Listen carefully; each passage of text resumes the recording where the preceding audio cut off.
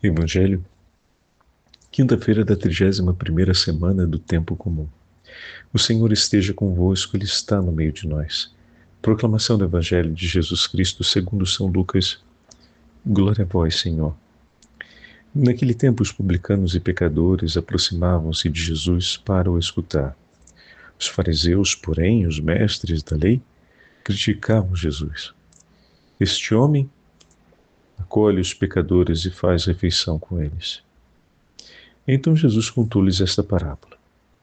Se um de vós tem 100 ovelhas e perde uma, não deixa as 99 no deserto e vai atrás daquela que se perdeu até encontrá-la. Quando a encontra, coloca-a nos ombros com alegria e, chegando a casa, reúne os amigos e vizinhos e diz: Alegrai-vos comigo, encontrei a minha ovelha que estava perdida. Eu vos digo, assim haverá no céu mais alegria por um só pecador que se converte do que por 99 justos que não precisam de conversão. E se uma mulher tem 10 moedas de prata e perde uma, não acende uma lâmpada, varre a casa e a procura, cuidadosamente até encontrá-la? Quando a encontra, reúne as amigas e vizinhas e diz: Alegrai-vos comigo, encontrei a moeda que tinha perdido. Por isso eu vos digo, haverá alegria entre os anjos de Deus por um só pecador que se converte. Palavra da salvação. Glória a vós, Senhor. Quinta-feira da 31ª semana do Tempo Comum, em nome do Pai, do Filho e do Espírito Santo. Amém. Queridos irmãos e irmãs, hoje a Santa Liturgia nos dá a graça de continuarmos ouvindo o Evangelho de São Lucas. No mesmo dia, estamos na abertura do 15º capítulo, no mesmo dia em que a pátria portuguesa celebrará a memória de São Nuno de Santa Maria, que já falaremos um pouquinho a respeito de sua história.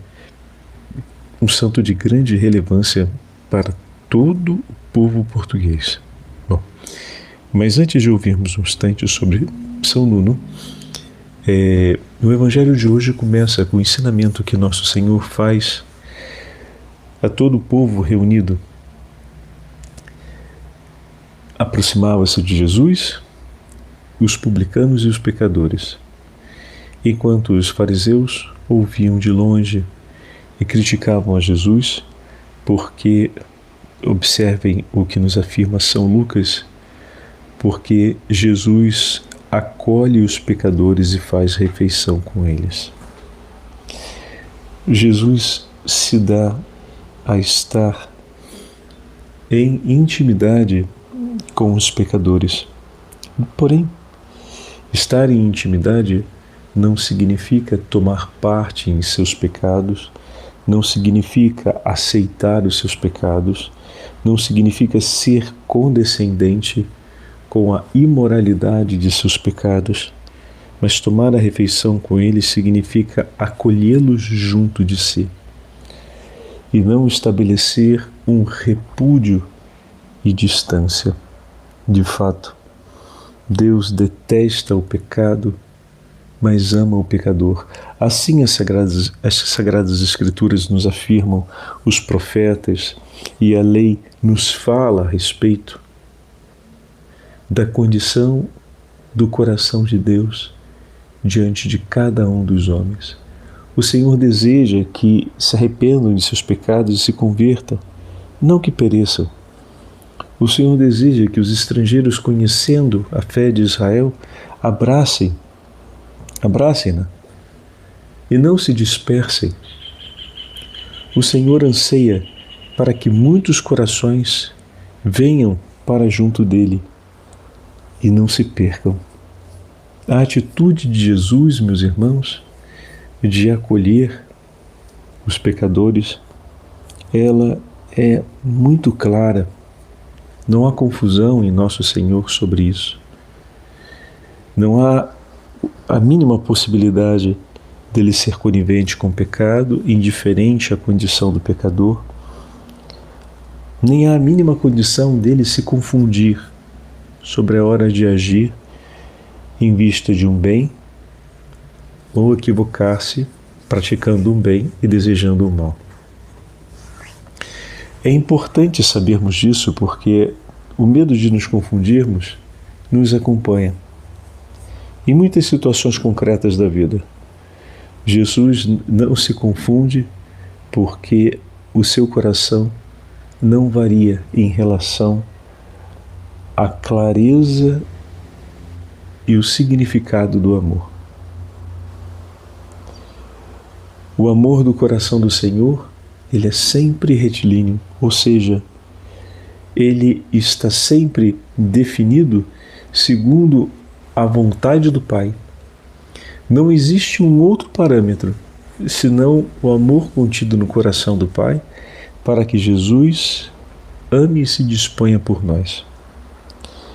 Por isso, antes de começarmos qualquer atitude de maior proximidade a nossos irmãos, para que nós não venhamos a nos perder diante das inconstâncias do próximo e especialmente diante da nossa própria inconstância, é fundamental que pela oração nós renovemos o vigor e a clareza sobre o nosso amor. O vigor renovamos dispondo-nos a amar como o Senhor nos ama.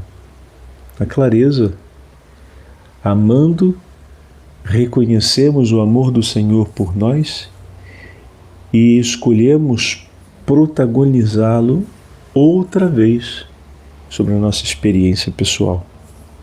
Então, desejar o protagonismo desse amor e ver esse amor protagonizado de Deus para conosco mantém os nossos olhos na direção certa, a nossa mente na clareza ideal e os nossos braços com a força e a disposição suficiente para amarmos como o Senhor nos tem amado. Então, termos essa atitude de amor, como o Senhor teve no Evangelho de hoje, sempre tem, não se improvisa. Essa frase é importante porque o Senhor nunca improvisou o amor. Sendo Deus e sendo amor, ele permanece constantemente no amor. É uma frase óbvia, mas significa que no Senhor não tem nenhum momento de interrupção sobre essa verdade. Ela não acontece, ela é. Então, o quanto o amor ele é na nossa vida, o quanto o amor acontece em momentos, em lapsos, temos lapsos de amor, mas nem sempre amamos. Bom, então a nossa chance de ter um desajuste é muito maior. A parábola contada pelo Senhor, as primeiras duas parábolas da misericórdia, são menores, a próxima é a do filho pródigo. Mas ambas parábolas mostram essa perplexidade, né? Não era habitual tratar uma ovelha perdida desse jeito. Não era habitual fazer dessa forma.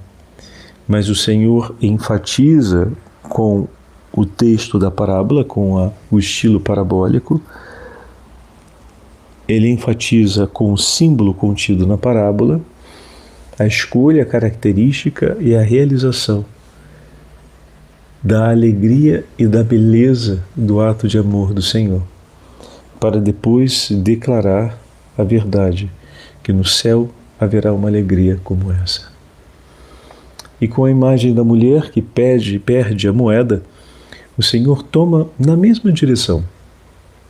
A moeda que é perdida, a alegria de tê-la encontrada e a felicidade em comunicar e fazer participar dessa alegria aqueles que estão em sua vida e que são parte dela. Deus não apenas nos ama, nos quer fazer participar da alegria e da certeza desse amor por nós, levando-nos a amar-nos uns aos outros como Ele mesmo nos tem amado. Por isso a nossa súplica hoje é possível. Senhor, ajuda-me a amar como o Senhor nos tem amado. Dai-me a luz interior necessária para perseverarmos e permanecermos no vosso amor. Hoje, como eu disse, a Igreja de Portugal celebra a memória de São Nuno de Santa Maria. Ele nasceu no ano de 1360, numa família nobre ligada à corte portuguesa. Foi uma figura notável de venerada história para todo o Portugal, tendo demonstrado desde jovem capacidades militares excepcionais e um profundo comprometimento com a fé católica. Sua vida pautou-se por uma dedicação singular ao serviço de Deus e também à coroa portuguesa. A sua genialidade militar e a sua grande liderança como exímio combatente das forças do exército português revelou-se em 1382, entre 1382 e 1385. Nesse período, o rei Fernando de Portugal faleceu e, após o seu falecimento, Portugal enfrenta uma crise sucessória muito grave, com a possibilidade da perda de sua identidade, já que a única filha do rei de Portugal, chamada Dona Beatriz, estava casada com o rei de Castela. São Nuno de Santa Maria, entretanto, nomeado ali condestável do reino pelo futuro Dom João I, o mestre de Avis, desempenhou, neste período, atividades militares brilhantes e decisivas na defesa da independência de Portugal. Suas capacidades de liderança e de estratégia militar foram fundamentais, primeiro na grande Batalha dos Atoleiros e depois na Batalha de Aljubarrota, travada no dia 14 de agosto de 1385. Nessa batalha, as forças do exército português tinham uma grande desvantagem numérica e esperava-se uma derrota por consequência disso, mas a organização militar e estratégia de combate desenvolvida por São Nuno de Santa Maria permitiu que o exército português derrotasse o exército castelhano, garantindo assim a preservação da identidade do Reino de Portugal.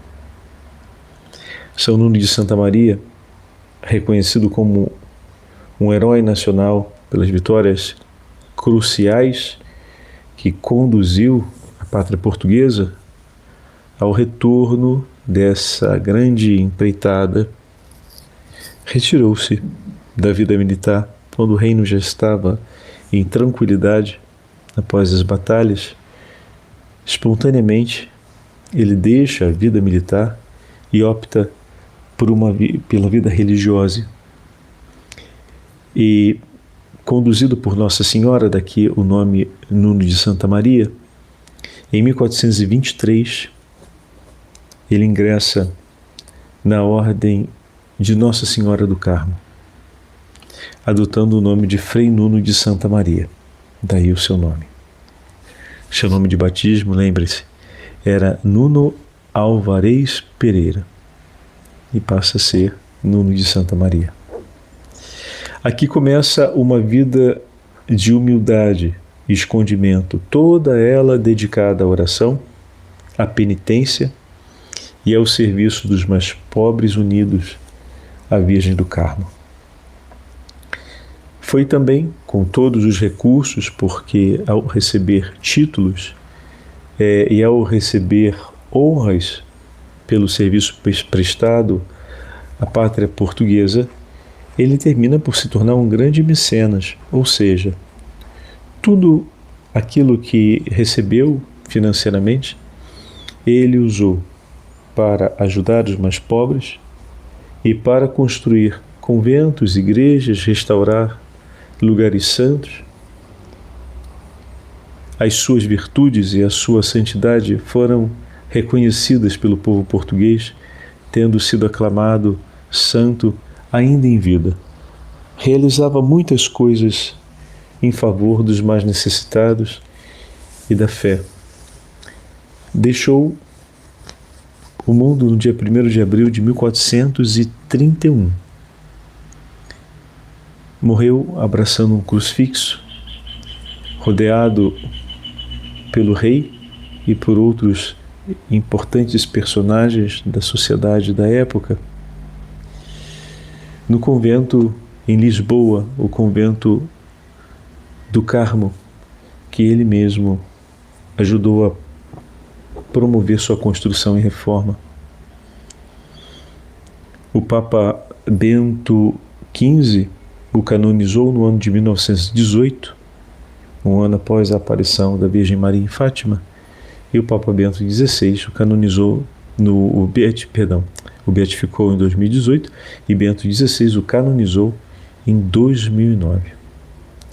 Seu legado permanece um símbolo de coragem, confiança na providência divina, devoção e vivo patriotismo para todo o povo português, sendo venerado não apenas como um herói da história portuguesa, mas sobretudo como um modelo de santidade de fé para os crentes católicos, ao deixar tudo para seguir o Senhor e ao viver tudo por amor a Cristo e por amor daqueles que precisam de Cristo. Que o bom Deus nos abençoe, para que sejamos homens com grande valentia e coragem, dispostos a oferecer a nossa vida pelo sacrifício da nossa nação, a fim de torná-la uma nação nas mãos do Senhor, a fim de entregar a nossa vida para que os homens conheçam o Senhor e Ele seja amado, como diz o nosso hino eucarístico, nesta terra de Santa Cruz. E que a mesa do Senhor se alargue cada vez mais pela presença de nossos irmãos e irmãs de todos os lugares, de todas as partes. O Senhor esteja convosco, Ele está no meio de nós, pela poderosa intercessão da Imaculada Virgem Maria, desça sobre todos vós e de São Nuno a bênção do Deus Todo-Poderoso, Pai, Filho e Espírito Santo. Amém.